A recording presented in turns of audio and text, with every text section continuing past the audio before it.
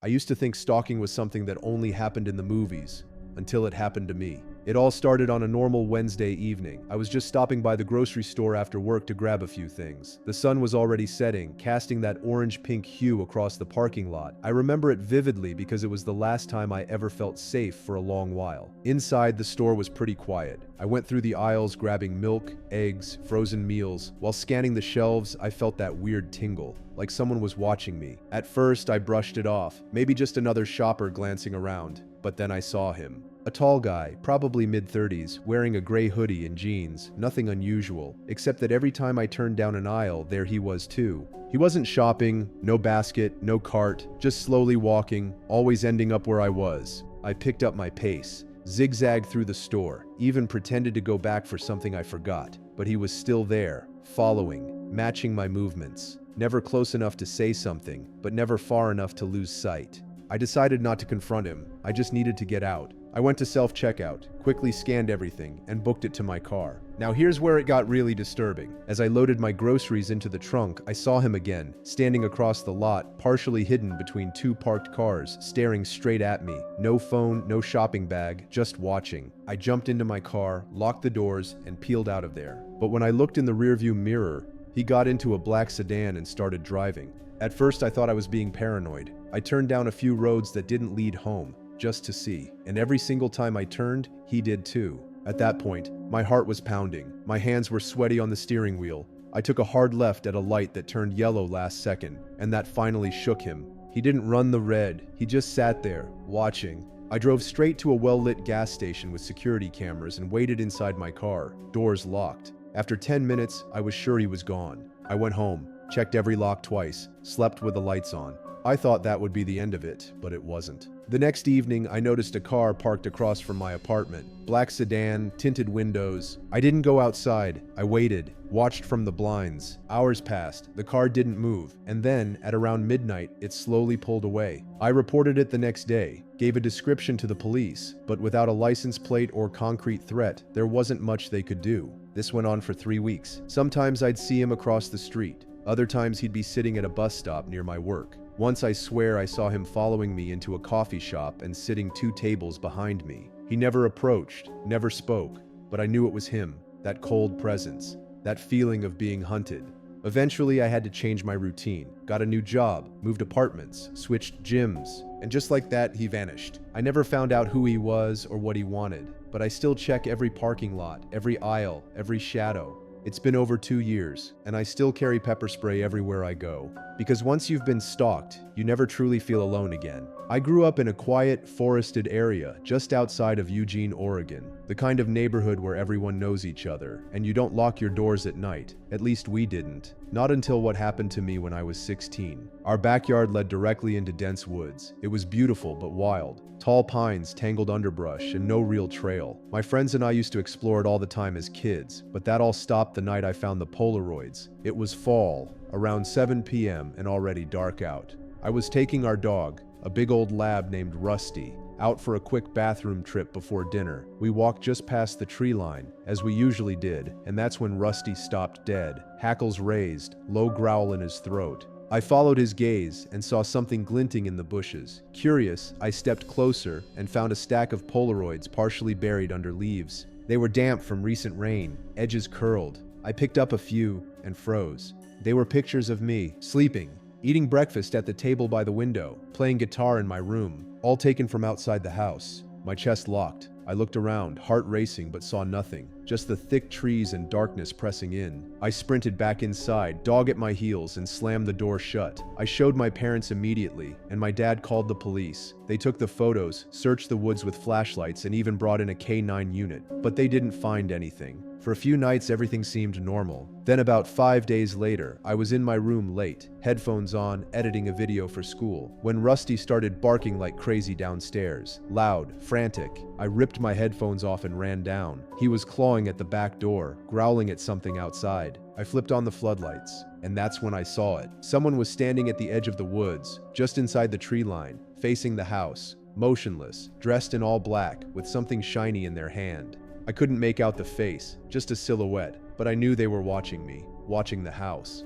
I yelled for my dad, who came running with a flashlight and baseball bat, but by the time we got outside, they were gone. Gone, but not really. Because the next day, another Polaroid showed up, taped to the outside of my window. It was me, standing at the fridge the night before, my back turned. The photo had to have been taken from less than 10 feet away, from inside our backyard fence. We installed cameras that very day, every corner of the house. But the cameras didn't stop him, they just showed us how real it was. Over the next week, the footage showed a tall figure circling the house between 2-4 a.m. almost every night, always dressed the same, always keeping just to the shadows. One time, he crouched behind the garbage bin for almost 40 minutes, completely still, just watching. The police were called again. More patrols, more searches, still nothing. It was like he knew where the cameras were, like he was playing a game. The final straw came when my sister, 12 at the time, came screaming into my room one night saying someone was tapping on her window. I ran in and sure enough, there were fresh handprints on the glass, big greasy palms, and another photo, this time of her in the backyard from earlier that day. That's when my parents decided we were leaving. We moved in with my grandparents in town for a while, until we sold the house. Never spent another night there. The guy was never caught. The police eventually closed the case due to lack of evidence, but I still think about it constantly. Someone lived in those woods, someone who knew our schedules, our habits, who watched us from just beyond the tree line. And to this day, when I walk past trees at night, I half expect to see him, standing, silent, waiting. You always hear about people who think they're going crazy, hearing bumps in the night, doors closing on their own. I used to laugh it off, thought it was just creaky houses or paranoid minds, until it happened to me. Back in 2021, I rented a small house in Oregon. Quiet street, lots of trees, cozy enough for a single guy in his late 20s. It was cheap, and I didn't ask too many questions. The landlord said the attic had been sealed off for insulation repairs, and to just leave it be. That alone should have been a red flag. But I was broke and desperate.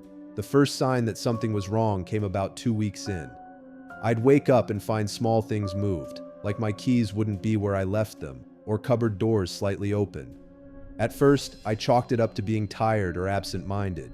But then one night, I came home from work and found the fridge wide open. Nothing was missing, just open. I stood there staring at it for a solid minute. My first thought, maybe I'd left it open in the morning, but that didn't make sense. I always double-check. A few days later, I started hearing noises, faint creaks, like someone was stepping above me. But remember, the attic was supposed to be sealed. I convinced myself it was just the house settling. Then it escalated. One night, around 3 a.m., I was jolted awake by the sound of something dropping. Loud, heavy, like a box or a plank of wood, right above me. I grabbed a flashlight and a kitchen knife and crept up to the hallway. The attic hatch was directly above the hallway closet. I stared at it for a long time, the silence pounding in my ears. Then I saw it, the string that dangled down to pull the hatch open. It was swaying, not from wind, not from anything else. Someone had just used it. I didn't sleep the rest of the night.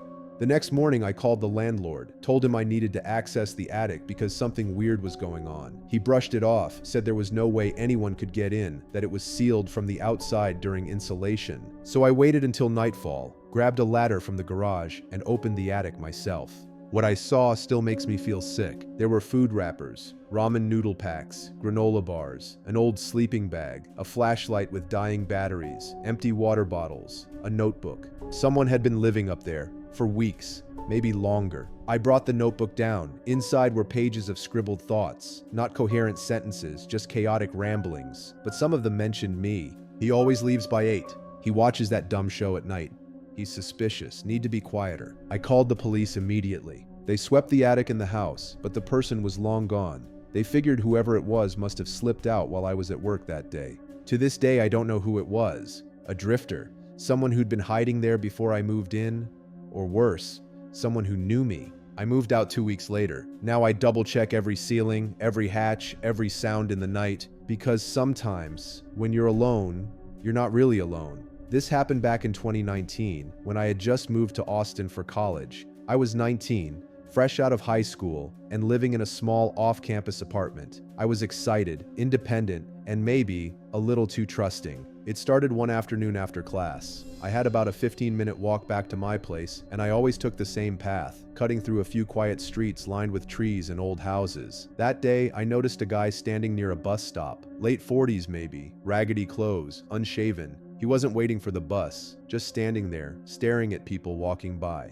including me. I walked past him quickly, keeping my head down. Something about his eyes gave me the chills. You know when someone looks through you? That's how it felt, like he already knew something about me. I figured it was a one-time thing. But 2 days later, he was there again. Same corner, same stare. Except this time, he smiled. It wasn't a friendly smile. It was slow, cold, like he wanted me to know he remembered me. That night, I double-checked my locks for the first time since moving in. Over the next few weeks, I kept seeing him, sometimes near campus, once outside the grocery store. I never saw him following me, but it was like he always knew where I'd be. I told myself it was coincidence. Austin had thousands of people. Maybe he just happened to be in the same places. But then I started getting the notes. Small, handwritten scraps of paper slid under my door while I was out. You walk fast, I like that. You wear the same hoodie a lot.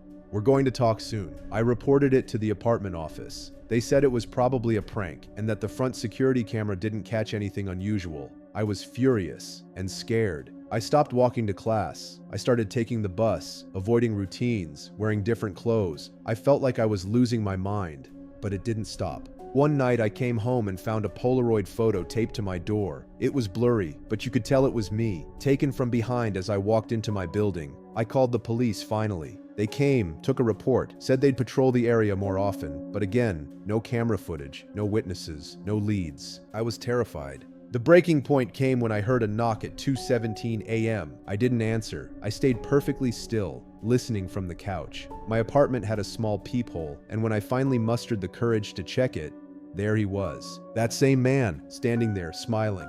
He didn't knock again, just stood for what felt like forever, then turned and walked away. I reported it again, and this time, the apartment office let me break my lease early. I moved to a friend's place across the city that very week. The police never found him, never identified him. No fingerprints, no records, nothing. Just a shadow that slipped through my life for weeks. Sometimes I still check behind me when I walk, and if I see anyone watching me too long, I leave immediately. Because once you've felt what it's like to be watched, to be hunted, that paranoia never fully leaves you. I moved to Oregon in early 2020, right as the pandemic was picking up speed. The timing wasn't great, but I needed the change. I rented a cabin about 30 minutes outside Eugene, deep in the woods, surrounded by dense pine and foggy mornings. It was beautiful, peaceful, and completely isolated. Perfect for focusing on writing, I told myself. For the first few weeks, everything was great. I worked from home, rarely left except for groceries, and used the silence to finally work on my manuscript. The cabin had large windows, floor-to-ceiling glass panes in the living room overlooking the tree line. I loved sitting there with my coffee, watching the mist roll in. But then, things started shifting.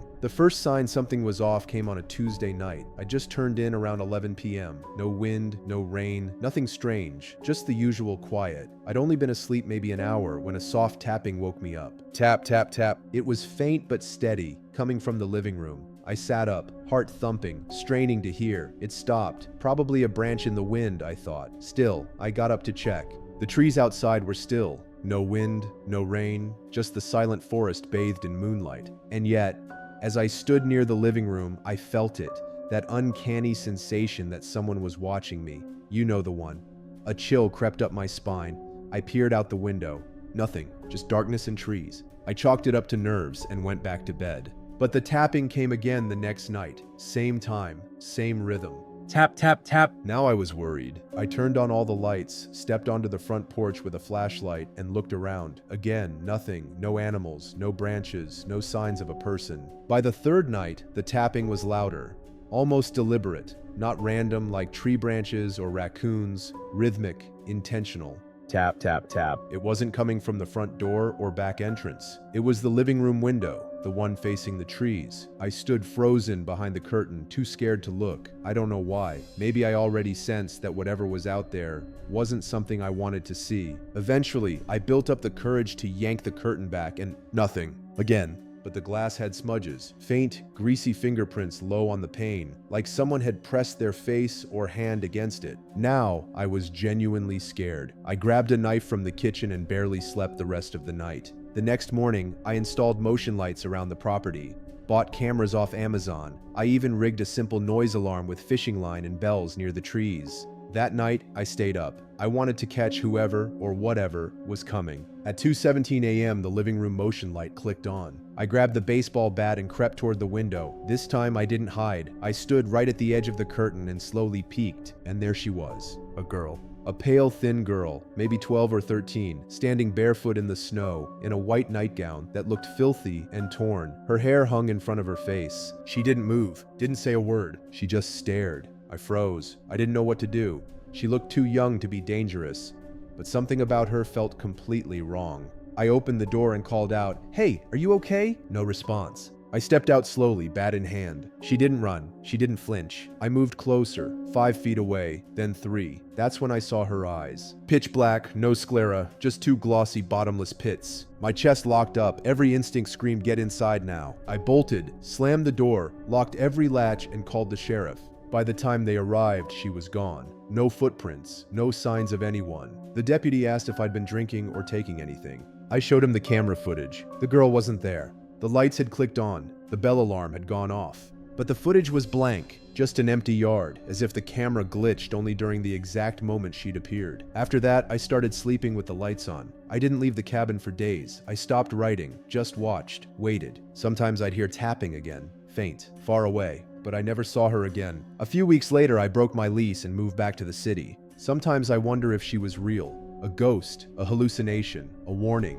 But the worst part? A few months after I moved, I looked up that property on a local Reddit forum. Someone had posted, "Anyone else here tapping on the windows out by Hill Creek Cabins? I swear I saw a girl in white outside mine last night."